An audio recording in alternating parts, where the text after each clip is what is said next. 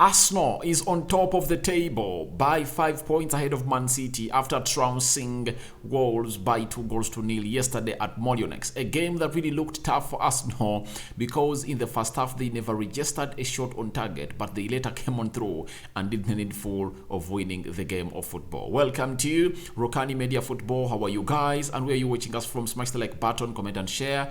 If at all you're watching us for the very first time, endeavor to subscribe to this channel so as not to miss out on stories that we do upload in here on a daily. As we come here, we are going to do the player ratings of Arsenal versus Wolverhampton Wanderers and rate the players that really did well. Obviously, for the man of the match, no one is in doubt of the Norwegian that is the captain of Arsenal, and that is Martin Odegaard. Martin Odegaard coming in through, scoring a brace as he did against Bournemouth away, and he has gone ahead to score another brace away from home, obviously showing the big heart and what it means to captain a side. Every time they are in need of you, you have to come on and really showcase yourself that you are the solution to the problems they are really having. This is exactly what Martin Odegaard had to do yesterday. When Arsenal needed him most, he came out and really said, "I'm present, Mr. Mikel Arteta, let me get the job done in a nick of time." And in the 57th minute, he really made it happen for a side which goes by names of Arsenal, and they got the lead, and he later settled the score to 10-0 in favor of Arsenal towards the end of the game with that Zinchenko cross that really did great and found Martinelli. Martinelli tried his effort. It was really fisted off by the goalkeeper, and that ball found itself on the foot of Odegaard. Odegaard took a fast touch and obviously hit it into the back of the net with a lot of composure and precision. That is Martin Odegaard, the captain, and is the Norwegian. Smash the like button, guys, comment and share. And obviously, if you're only watching us for the very first time, guys, we are left with close to 400 subscribers to hit 8,000 subscribers. Guys, that will be a milestone. You know how far we've come and how far we've reached. So it has been all because of you. If there is anything we've achieved, it's because of you. And if there is anything this channel is going to achieve, it's because of you, the viewers. Just subscribe, and after subscribing, hit the notification bell that will enable you get notified each and every time I upload a video onto this channel. Let's get into the player ratings. Let me start off with Ramsdale, Aaron Ramsdale. Goalkeeper for Arsenal, played very well, pulled out some good saves yesterday. I think he has not been having a silent game like he had in the game of Nottingham, in the game of Chelsea, because Chelsea only registered one shot on target that was really babyish. But this time round, he had to go on and really pull out some saves for Arsenal, and he found himself into collusion with Adama Traore because this team looked like they're more hungrier going forward, and they registered close to how many shots on target. Wolverhampton Wanderers had very many shots on target in this game of football. So I think he played very well today. I'm giving him a 7. I was giving him a 6 in the previous games. The game against Nottingham, the game against Chelsea, because he had nothing to do totally. He had nothing to do. But this time around, this game of football, he was called to come out and really stop some positive efforts towards the goal of Arsenal by Wolverhampton Wanderers. And Wolverhampton Wanderers really did a very good job to threaten that central defense of Arsenal. But obviously, Ramsdale really pulled up some good saves for Arsenal and really rescued them. So I'm giving him a 7 out of 10. So I'm giving Ramsdale a 7 out of 10. And what is your prediction, or sorry, what is your rating on the scale of 10 of Ramsdale having 7 out of 10 from Rokani David here onto the Rokani Media team and the entire team at Rokani Media Football? Then we go to the right back, Ben White. I believe he really played very well today, and for the very first time, I saw him really do a cross going on the back post, meaning that they are mastering the art. He's mastering the art of playing as a right back in the Premier League, because modern right backs have to go on and really put in those crosses game in, game out, and I would like to see him do that again and again. And you saw him that he rarely plays into the wide area. He was in the half space when he really did that ball, or really crossed that ball at the far post to find Jesus. Joe Jesus really went in for a snapshot that really went outside the goal, but obviously it was a very good effort by Ben White, and I'm giving him a 7 out of 10 for his performance he put up yesterday for Ben White. We go to Zinchenko, my man Zinchenko. Obviously, he almost played 3 positions into that game of football. Remember, he started as a left back. When Granit Xhaka got an injury, Arsenal shifted to a 3-4-3 and it switched into the midfield area to see to it that the likes of Martinelli, Bukayo Saka, and Jesus push further. Then when Arsenal got the goal in the 57th minute, he went back to the full back position and Arsenal went back to a back 4. But when they're looking for the goal, for the opener, they switched to a 3-4-3. That is what the game of football was all about of Arsenal. So Zinchenko was responsible for the second goal. You remember that cross that he put in, it found Martinelli. Martinelli tried to go for goal. The goalkeeper saved that, and the ball came to the position where Martin Odegaard took a very good first touch, and the second touch was really precise and nice into the back of the net to make it 2-0. So I'm giving Zinchenko an 8 out of 10. That's it. You see, people won't come out and appreciate players like Zinchenko because they will always be shadowed by what the team has really won, or a player that has come out and scored goals. But when you look at the energies that he really puts in that game, guys, this guy is immense. The way he cuts inside the midfield and plays like a midfielder. When he's a defender, he plays like a defender. When he's going forward, he plays like a forward. This guy is totally talented. Insanely talented. So, this guy is really a beast in Arsenal, and I'm giving him an 8 out of 10. We go to Saliba. Guys, let's agree together. Yesterday was Saliba's worst game as played for Arsenal. That's it. He almost gifted Arsenal twice. He had given away the ball. The first one, it was a penalty, though the referee was really so much lenient for Arsenal and never pointed into the spot. Then, secondly, he gave away the ball. You remember that very well. And after giving away the ball, Guedes went in for a curling effort, but it really deflected off the thigh of Gabriel Magalhaes, and it really went into corner. But if at all he had not gotten that deflection, it would have gone to the back of the net, and the first half would have ended in favor of Wolverhampton Wanderers. So I'm giving him a 6 out of 10. He was average. He was average, that's it. Because I never saw anything extraordinary that Saliba I know does. Because Saliba has really raised the bar so high that we have to rate him at that level, and I don't really believe that guy played well yesterday. And I'm waiting to see what Arsenal fans are going to tell me as far as Saliba is concerned on this game of football, because I believe he was really average, and I'm giving him a 6 out of 10. We go to Gabriel Magalhaes. 7.5 out of 10. He put in a very good performance yesterday. I think he was the best. He was the best in the central defense. He was better than Saliba, and obviously he threw his body on the line to save Arsenal very many times. Even that yellow card that he got was really a professional foul that he did on Adama Traore, because Adama Traore had beaten him off the pace and was cutting inside, and he was going to face the goalkeeper. Guess what he did?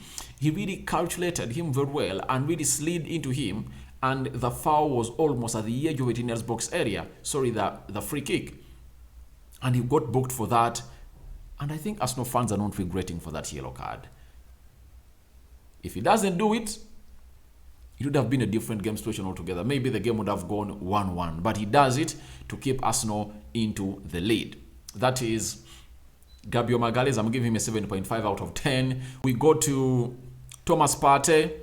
Obviously, doing the usual things that he does. The midfield never had lots of things to do because the likes of Ruben Neves were really playing so deep, close to the back 5 of Wolves. They never utilized the midfield. We never saw any midfield battle. Almost, Thomas Partey was really in his own island. He was getting the ball, not pressed. He used to do everything that he wants with the ball, and obviously had nothing to do. But I'm giving him a 7 out of 10 because for him, he has been consistent. Amid his team being away and being injury prone, Thomas Partey has never disappointed in that Arsenal shirt. He has never in life disappointed in that Arsenal shirt. That is Thomas Partey, and I'm giving him a 7.5 out of 10. Xhaka playing close to 83 minutes. I cannot rate him because he got out injured. You can't rate a player who has played just 4 minutes.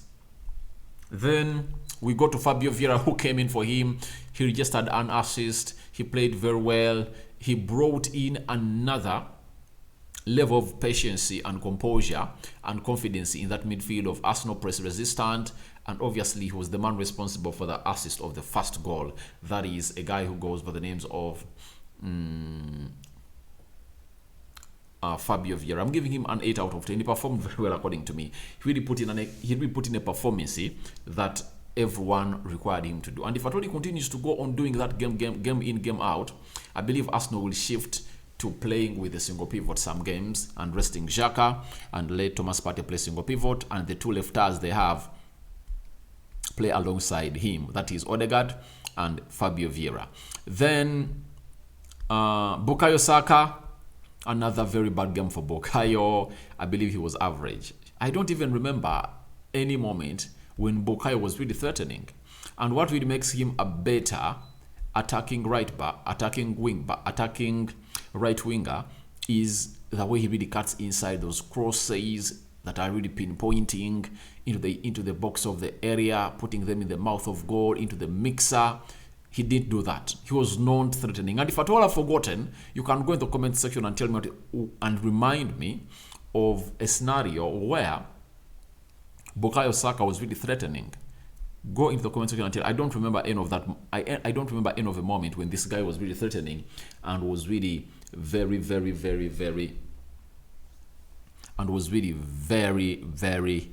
threatening at Wolverhampton Wanderers. He was kept silent by that lefty they brought in, and obviously I'm giving him a 6 out of 10. He was average. Then we go to Martinelli. I believe he really played very well yesterday, and he deserves a 7 out of 10. He was above average. When you look at the first goal that Arsenal scores, he never had a lot of input in it, but obviously the second one, the back heel, he does to Zinchenko, and Zinchenko really does a very good cutback to find him again in the box. So imagine the speed he used. He stole the ball, did the back heel outside the 10 box area to Zinchenko. Zinchenko used one touch to set that ball, and the second ball to do what we call a cutback. After doing that cutback, guess who it meets in the box? It's Martinelli. So I'm giving Martinelli a 7 out of 10 because he really impressed me yesterday as he played his game to the World Cup. Then we go to Gabriel Jesus, a player that I've seen very many come out and troll, but his brilliancy has put Arsenal where it is now. Arsenal is where it is now because of the brilliancy of this guy. That is Gabriel Jesus. Look at the first goal. It's his brilliancy. You see the way he cuts outside and then finds a pass for Fabio Vieira. Guys, that's out of this world. It's not done by a usual player. This guy is unusual. He's unusual. You get? Amid him hitting the crossbar in the first half and being so much lively, this guy is really unusual, and I could go on and really give him his flowers every day. Every day, this guy deserves his flowers. He deserves his flowers every day. Reason being, he works out a lot. And the reason as to why he drops deep, because when people are really slating him or putting him onto onto the wire, because he drops deep a lot. Do you know why he drops deep? Because the ball is not really served in his area. Whenever he's in the box, he doesn't get the ball. That's why he decides to go on and really go out deep. That's it. But if at all they are really getting him those balls, he wouldn't get a reason that would see him get out of the 10 box area to go on and really go into the second third of the pitch to really get that ball. And it's his effort that he gets out of the box of the opponent into the second third of the pitch, and then finds himself in the final third, and then finds that pass that Fabio Vieira squares into the mouth of goal to find Odegaard, and Odegaard hits the back of the net. And I'm giving him an 8 out of 10. You see, this guy is the unsound hero of Arsenal. 8 out of 10 for me for Gabriel Jesus. The other player to talk about, who can we talk about? Martin Odegaard. Oh, I had forgotten Martin Odegaard. You see, Odegaard, I admire Odegaard. And people who know it know it. Do you know why I admire this guy? You know, I support Manchester United, and you all know it. And if at all you want to go on and really watch my content concerning Manchester United, go on to the channel known as United Matters channel. Then go on and you'll see me doing Manchester United. But here, I do everything that doesn't concern Manchester United. But I love Odegaard. And if at all you're watching my match reaction, I came out and told you that if I'm to swap, if there is a chance for me to swap Odegaard for Bruno Fernandes, I would do it. Odegaard in this United side can really get us a lot than Bruno Fernandes. If it's goals, he's scoring goals. If it's assists, he's doing assists. The hold-up play, dictating play, you get? Giving us the rhythm. One-touch passing. When patience is needed, Odegaard knows when to do that. When a fellow player needs help, Odegaard is there. Running. He is running on that field of play more than any Arsenal player. That is Martin Odegaard. So this guy was great in that game of Arsenal. He scored a brace. Looked very, very, very good in the game of football. And obviously, for the work he put in, I think even Statman Dave came out and said he needs to go on and really get a hail. And ladies and gentlemen, allow me bring you Odegaard's game by numbers versus Wolverhampton Wanderers, brought to you by Statman Dave. Obviously, 100% dribbles completed, 84 pass accuracy, 64 touches, 7 out of 22 final third passes completed. That's great. 7 ball recoveries.